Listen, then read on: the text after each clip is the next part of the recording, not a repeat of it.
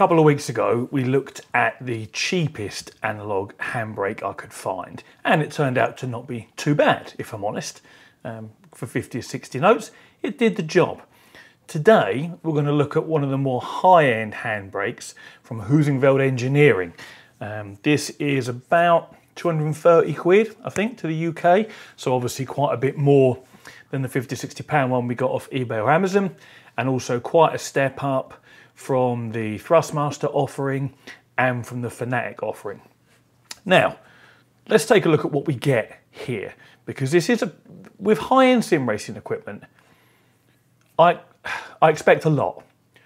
And I expect a lot in the way of fit, finish, presentation, and things that just go the extra mile to help justify the money that we spend. Because £230 is a lot for just a handbrake to many of us. I actually didn't pay £230 for it.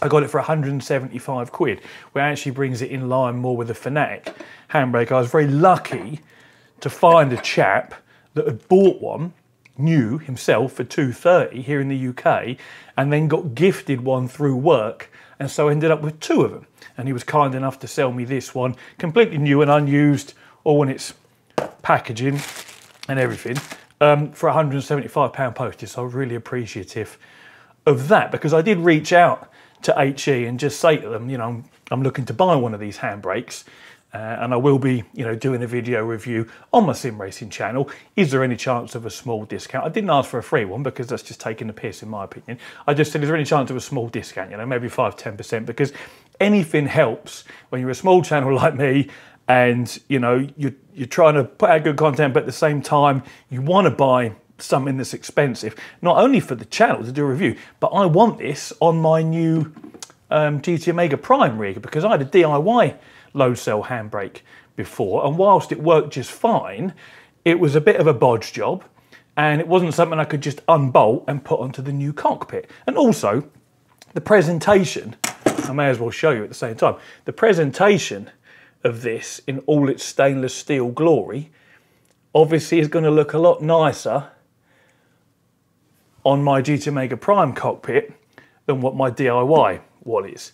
There's the handle. Again, you can see this handle is quite a bit longer and quite a bit fatter than that eBay one we had the other week.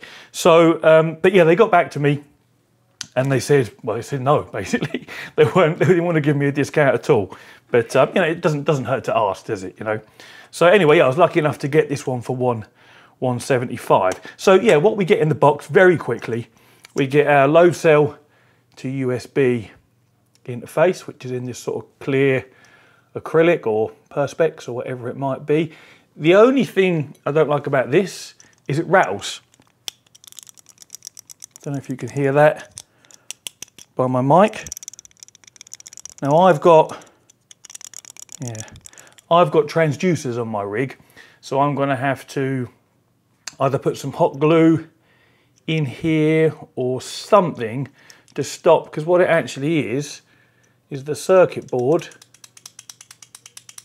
sliding, yeah, you'll be able to hear that, sliding backwards and forwards inside the slots for this perspex. The perspex is just held together by one bolt that runs through the middle there, and the circuit board is literally just slotted in, so they could have made that a little snugger or put a little dab of glue just to stop it rattling around, because that's rattly, and that's probably going to rattle like mad if it actually touches any of the metal on my rig, which it will do because it doesn't sit far from the handbrake base. It'll rattle like mad, so I'll have to sort that out. But aside from that, whether you like the clear look, the ability to see what's inside or not, is going to be entirely up to you. I'm indifferent, I don't mind it either way. So we get that, we get a USB cable, we get some instructions, we get the top part of the handbrake itself, we get the bottom part of the handbrake, and then we get two of these pieces which will bolt into here and then obviously to here. And this is where your 120 degree of adjustment comes from. And there's two of these obviously, and they're held on by little M4 screws that are in here, and there's some little spacers that will go in between to keep it the correct distance apart. So very simple idea, very easy to adjust. So you can run it in an upright position, or you can run it flat and have it pointing up this way. Like I say, 120 degrees of adjustment. It is load cell, of course. It would be at this price point. And there is 2 of these FibroFlex rubber inserts here, which is actually what you're compressing. So these are basically a spring, a rubber spring, and that is what you are pulling against. That's where your resistance comes from. Some people get a little confused with load cells, thinking that load cells actually sort of move themselves, you know, a fair distance and act like a spring, and that's where your resistance comes from. It's not like that. The load cell moves on like an atomic level. It barely flexes, not something you wouldn't even see it to look at it. And it's that flexing or distorting that generates, I think, a small amount of resistance. Yes, it varies resistance, I believe. It doesn't generate a current. It varies resistance based on the molecular change. So you don't see a load cell, you know, physically flopping around. So that's why we need a spring of some sort, in this case a FibroFlex one, to compress as we operate the handbrake. The same thing applies to the brake pedals as well. So there's 2 of these. There's a green one and there's a white one in this bag as well. The green one is the stiffer one, which is what came in there, and that's what I'm going to go with to start with, because I like quite a stiff handbrake. I think we've got some brass bushing for this to rotate on. I can't actually move it by hand at the moment without any leverage because it's too stiff.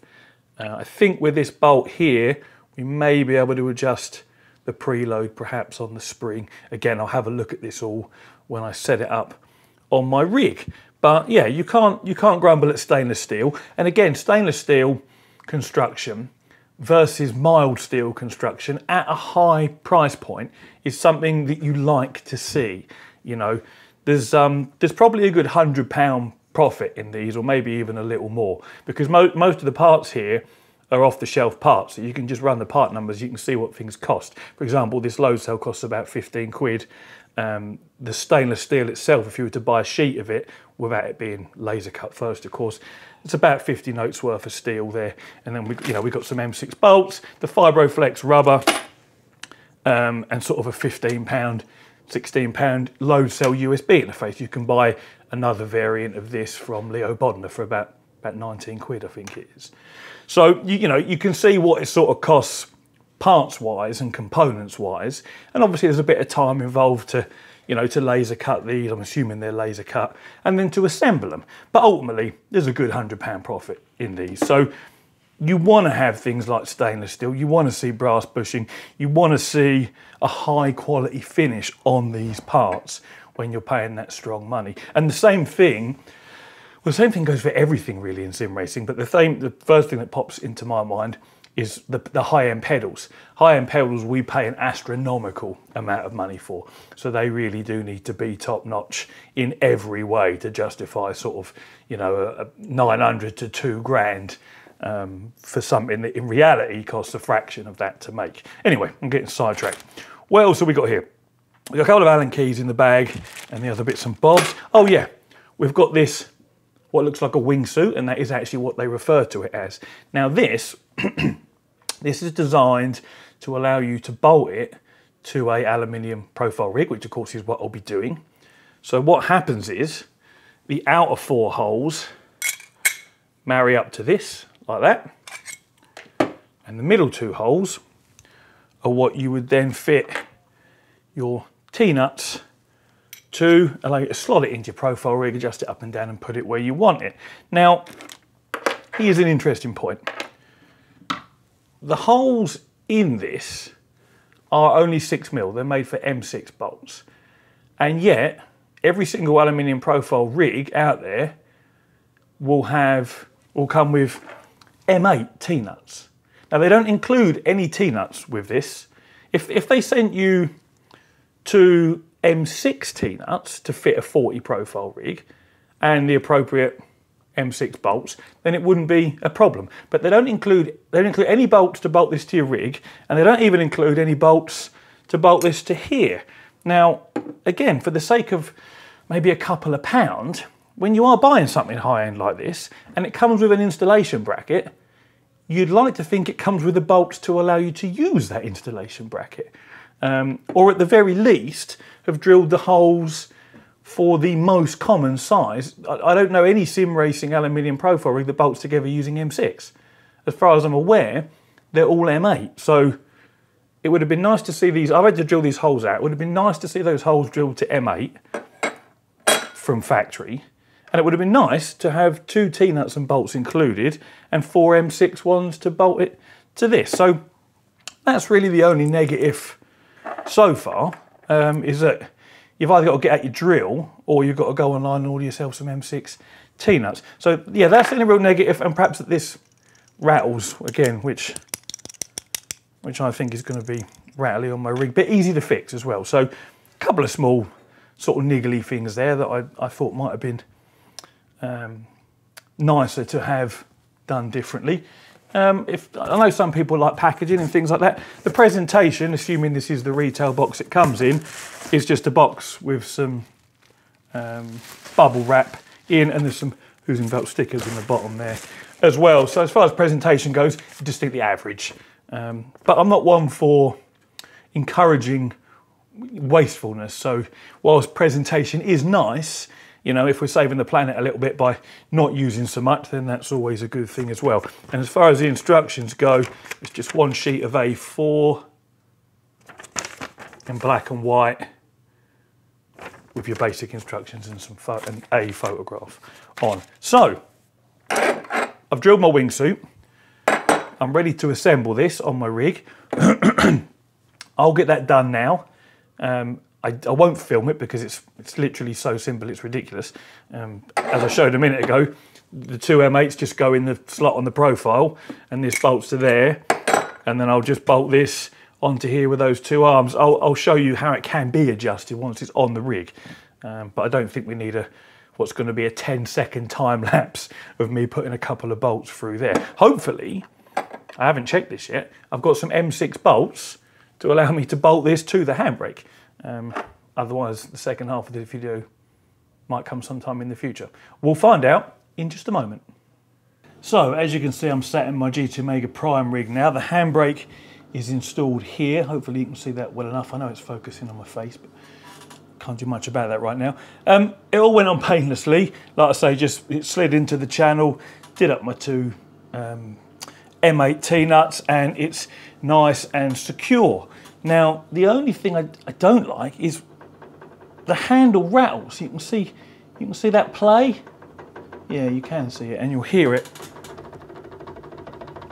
So there's a lot of rattle there. And what we've actually got is play in these brass bushings here.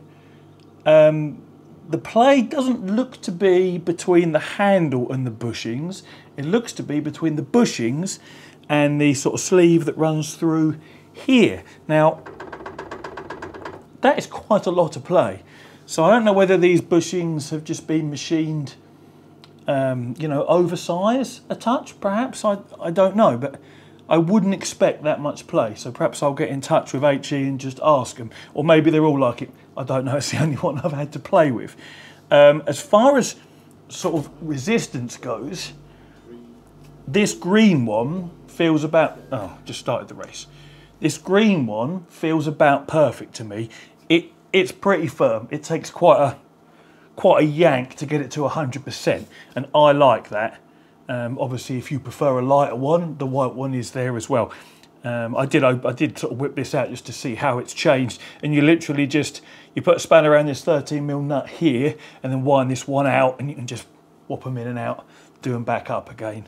And I've set the preload basically so there's just no play in this. You don't want that to be flapping around. You don't want there to be sort of movement so you can push the lever and nothing happen. You want it to instantly be pushing against that. So that's how I've got it, and it registers on the in-game slider. You know, I think I've got 1% of dead zone just in case. But other than that, it registers the lightest of pushes all the way to the full 100%. And there's your travel. What would I say that travel is? From there to there. That's probably about 4 or 5 inches of travel at the top of the lever there. And also, talking about the top of the lever, they say in the documentation on the website that it's about 17 kilograms of force can be applied maximum, or that's what it registers anyway at the top here. But for me, that's just perfect. And what I will say is, compared to my DIY low cell handbrake that used a valve spring out of an engine, a real engine, this rubber, this Fibroflex rubber spring in inverted commas here, feels much more like you are pulling on a hydraulic handbrake.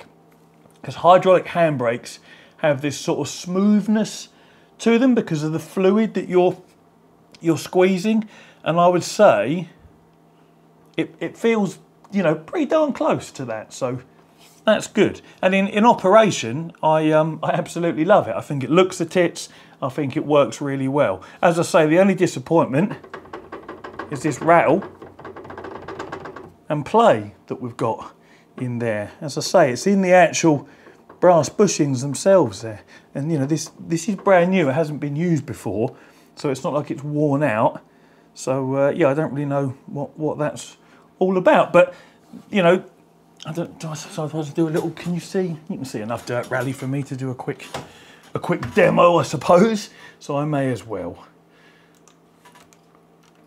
But yeah, I'm really happy with it.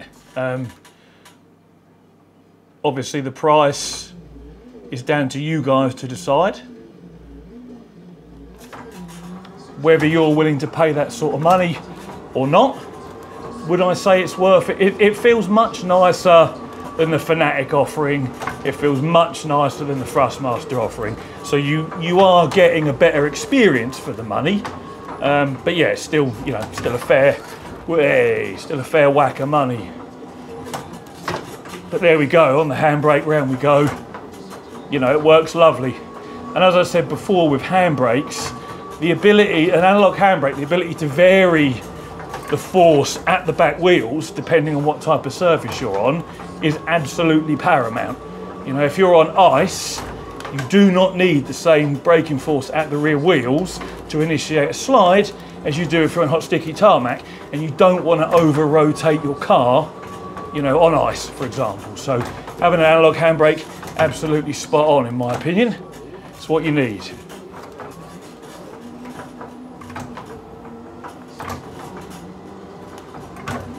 Give it another quick yank, get ourselves round. I mean, it's not rattling in use sort of, oh, there we go, that'll do. It's not rattling side to side in use from my my tactile transducers or the movement of my motion platform. It just annoys me that we've got some play there that doesn't have to be there. But anyway, yeah, that's my review of the Heusinkveld Engineering low cell handbrake. Obviously, I can't link to these. Well, I can. I'll link these to their website, obviously, if you want to buy one. I can't do an Amazon or eBay link because I don't think they sell them on there. But they're about £230 to the UK. They look lovely. It feels lovely in operation. There's a couple of little things that I've been through that I would like to be different, like no play, for example, and holes pre-drilled the right size, and you know, the extra 6 bolts included that you need to use their supplied mounting bracket that you can't otherwise use. But yeah, thank you very much for watching, and as always, take it easy.